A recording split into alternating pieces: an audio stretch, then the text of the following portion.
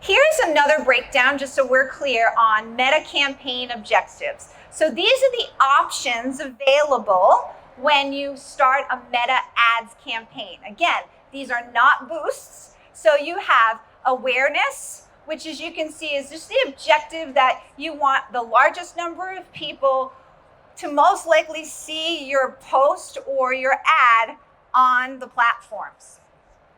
Then we have traffic. So traffic is literally having people leave the platform and come to your website. So very important.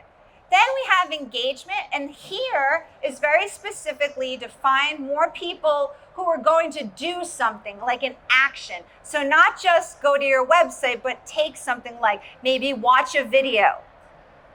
Then we have lead ads. So lead ads are literally when the ad comes up and the person says, okay, I'll give you my information. I am not a fan of these ads. I will tell you why. It is too automated and people aren't paying attention. I do not recommend using lead ads unless you have someone who's going to answer them literally right when they come in. If you do not, then I would recommend that if you're trying to capture someone's email address or cell phone number, you send them to a landing page on your website because it's more intentional for the user. If I have done the step 1 and 2, then I will remember that I did something. Facebook made the lead ads so easy that people don't even remember giving you their information, and then you reach out to them and they're like, oh, I did that? I didn't realize I did that. So has anyone run any lead ads? Has that happened to you? It's pretty useless. How about you, Michael?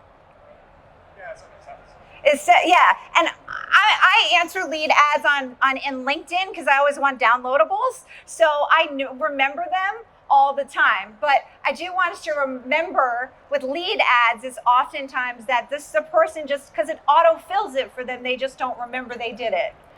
Then there's app, which most of you are not going to do here unless you're running an app. And then the last is actually sales. Now, we do run sales-based ads, so that means that the metric is that they had to actually purchase. So that counts as the conversion tracking. You often pay higher for a sales ad, and then you'll see the cost per acquisition on those ads.